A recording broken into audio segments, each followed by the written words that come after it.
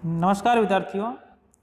आज हम molecular biotechnology के अंतर्गत नैनो बायोटेक्नोलॉजी अर्थात अति सूक्ष्म जैव प्रौद्योगिकी के बारे में अध्ययन करेंगे।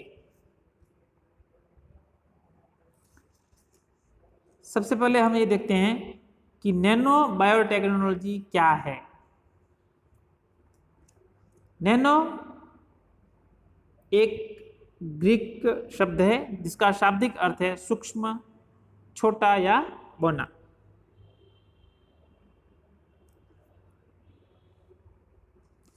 नैनो ऐसे पदार्थ हैं जो अति सूक्ष्म आकार वाले तत्वों से बने होते हैं, अर्थात यह टेक्नोलॉजी वह अप्लाइड साइंस है जिसमें 100 नैनोमीटर से छोटे पार्टिकल्स पर भी काम किया जा सकता है।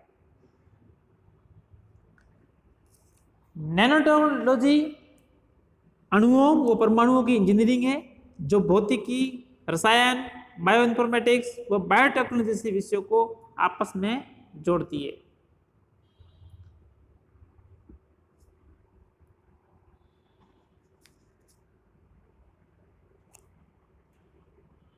इस प्रकार से हम कह सकते हैं कि नैनो टेक्नोलॉजी अर्थात अति सूक्ष्म तकनीकी का अर्थ है कि अति सूक्ष्म परिमाण स्तर पर परमाणु, अणु व सुपर आणविक स्तर पर किसी भी पदार्थ, यंत्र एवं तंत्र का निर्माण व उपयोग।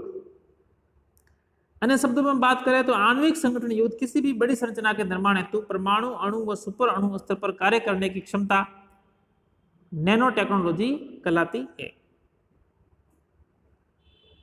इस तकनीक का जो मुख्य उद्देश्य है इन विलक्षण गुणों को, यानी जो ये परमाणु, अणु व सुपर अणु स्तर पर इनका संगठन होता है, उनकी जो इनका महत्व है, इनके विलक्षण गुणों को मानव लाभ हेतु प्रयोग में लेना तो दक्षता से इन संरचनाओं का निर्माण और उपयोग करना।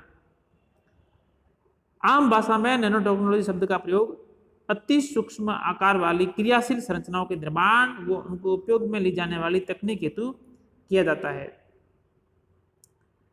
जनरली जो हम नैनो की बात करते हैं तो इसे हम 1 × 10⁻⁹ अर्थात 1 मीटर का खरबुआ हिस्सा होता है।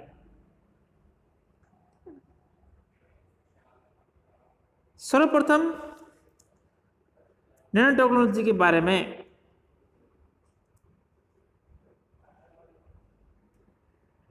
रिचर्ड फेनमैन ने परमाणु व अणु स्तर पर पदार्थों तथा यंत्रों के निर्माण को प्रेरित किया था। अब हम देखते हैं कि नैनो टेक्नोलॉजी की शुरुआत कैसे हुई।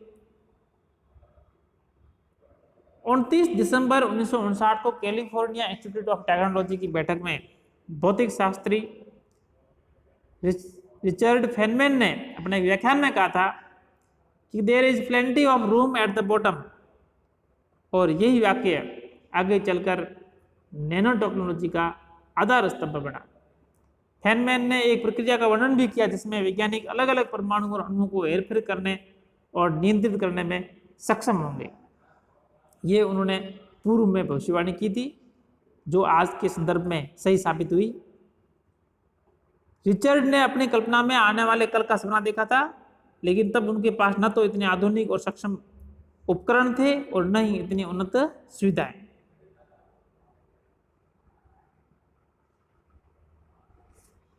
आज नैनो टेक्नोलॉजी हमारे जीवन का बहुत महत्वपूर्ण हिस्सा बन गई है। देखा जाए तो ये तकनीक पहले भी हमारे बीच में थी, परंतु इस पर ज्यादा शोध नहीं हुआ था और उतने साधन भी नहीं थे जो आज हमारे पास में उपलब्ध है। वर्तमान में हमारी रोजमर्रा की जरूरत की चीजों से लेकर मेडिसिन और बड़ी बड़ी मशीनरी में नैनो टेक्नोलॉजी का उपयोग किया जा रहा है। अब विज्ञान इतना उन्नत हो गया है कि नए प्रकार के शोध हमें देखने को मिल रहे हैं और इस तकनीक अर्थात नैनो बायोटेक्नोलॉजी को एक नई दिशा मिली है। ऐसा कहा जा रहा है कि भविष्य में हर तकनीक का आधार नैनो स्तर होगा।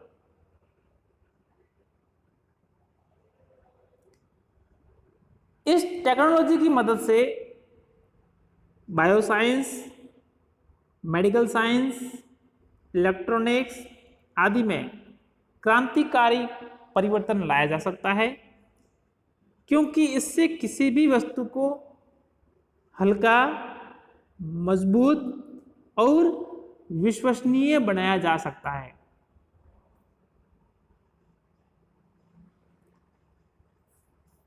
इंजन में इस टेक्नोलॉजी की मदद से घर्षण होता है, जिसकी वजह से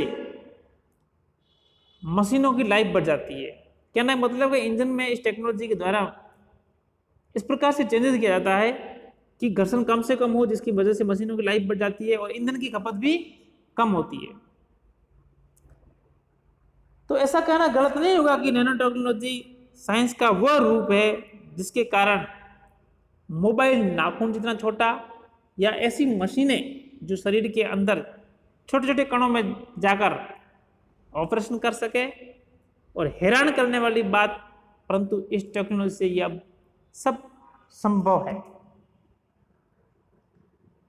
नैनो साइंस और नैनो टेक्नोलॉजी के मौलिक सिद्धांत, 1 नैनोमीटर 1 बिलियन मीटर होता है। अर्थात हम पहले कह चुके हैं कि 1 मीटर का खरबवां हिस्सा होता है, इसके हम 1 नैनोमीटर करते हैं, जिसे सामान्यतः हम 10⁻⁹ मीटर के रूप में व्यक्त करते हैं।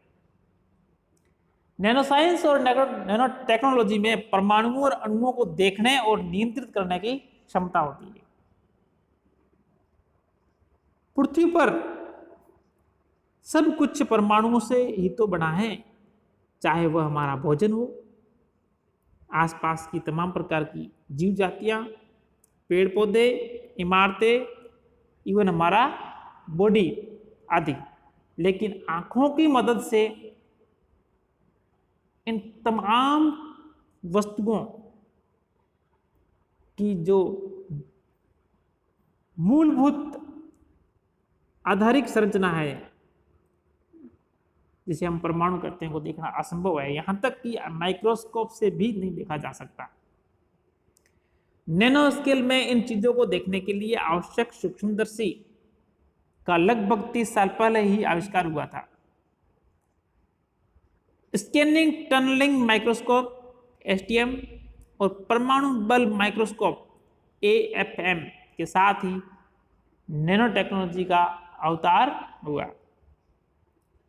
अब हम देखते हैं कि ये जो नैनो टेक्नोलॉजी है, अर्थात बहुत ही सूक्ष्म स्तर पर जब हम बात करते हैं परमाणु, अणु और सुपर अणु के लेवल पर, ठीक है ना, तो इस टेक्नोलॉजी के क्या एडवांटेज है। नैनो टेक्नोलॉजी के द्वारा खाद बनाई जा सकती है, जिससे फसल के उत्पादन को कई गुना बढ़ाया जा सकता है। नैनो तकनीक का उपयोग कंप्यूटर और इलेक्ट्रॉनिक डिवाइसेस में काफी समय पहले से ही हो रहा। उदाहरण के लिए कंप्यूटर के सर्किट और प्रोसेसर को बढ़ाने के लिए सिलिकॉन पदार्थ का इस्तेमाल किया जाता है, जो कि एक अर्धचालक है। इसी तरह से एक अन्य पदार्थ भी होता है जिसका आपने नाम सुना होगा, जो भी अर्धचालक है, वो है जर्मेनियम। चिकित्सा के क्षेत्र में इससे ऐसी सूक्ष्म दवाई बनाई जा सकेगी जो कैंसर की करोड़ों कोशिकाओं में से किसी एक को पहचान कर उसका अलग से इलाज कर सकेगी। अब आप देख रहे हैं कि कितनी महत्वपूर्ण उपलब्धि है नैनो टेक्नोलॉजी की, कि एक रोगी जो कि कैंसर से ग्रस्त है, उसके शरीर के अंदर किस भाग में कैंसर है और उस भाग के अंतर्गत भी किन किन कोशिकाएं में कैंसर है, अर्थात कौन कौन सी कोशिकाएं कैंसर से ग्रस्त है, उन कोशिकाओं की पहचान करके और उनका इलाज करना, अपने आप में बहुत बड़ी एक बात है, जो कि इस नैनो टेक्नोलॉजी के द्वारा ही संभव हो सका।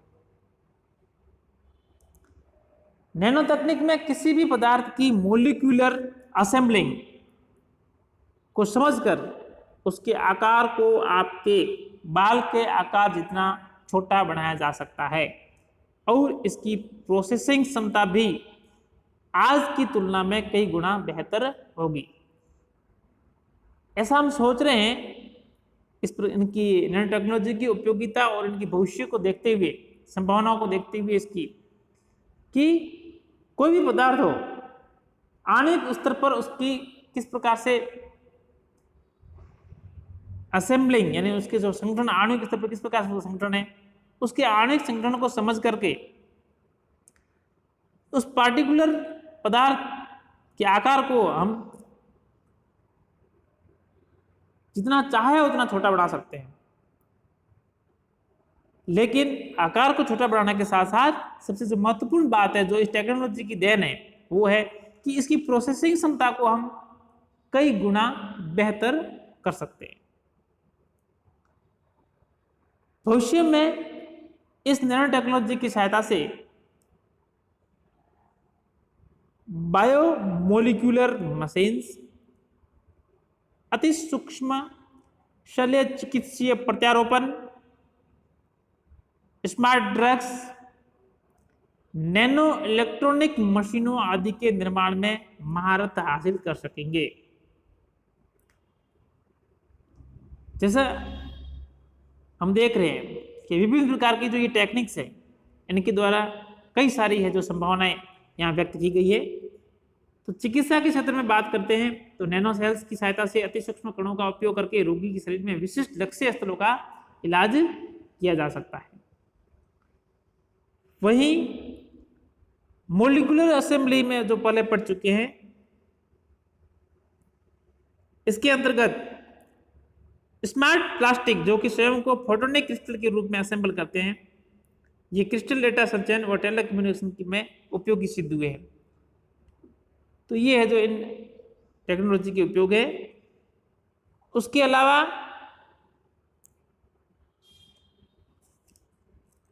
औषधि डिलीवरी वाहक, औषधि डिलीवरी हेतु नैनो गेट प्रत्यारोपण, इसके तहत औषधि से भरी पॉलीमर कैप्सूल में नैनोपोर झिल्ली एवं बाह्य रक्षात्मक स्क्रीन होता है। इसके द्वारा औषधि नैनोपोर झिल्ली से एक निश्चित दर से बाहर मुक्त होती है। इसके अलावा नैनो टेक्नोलॉजी की सबसे बड़ी जो देन है, जो आप देख रहे हो, नैनो इलेक्ट्रॉनिक मशीन है। नैनो इलेक्ट्रॉनिक मशीनों के अंतर्गत नैनो रोबोट्स एक क्रांतिकारी उपलब्धि है, जो मानव शरीर की रक्त वाहिकाओं में 0.02 इंच से भी कम व्यास वाली सिरिंजों द्वारा हजारों अति सूक्ष्म रोबोट्स को इंजेक्ट किया जा सकता है। और इन रोबोट्स में शरीर के अंदर डेटा को भेजने व शरीर के बाहर से डेटा प्राप्त करने हेतु सूक्ष्म डिश होती है। इसी प्रकार अति सूक्ष्म चलित आरी द्वारा रक्त वाहिनियों में प्लाक के रूप में जमा कोलेस्ट्रॉल को छीला जा सकता है।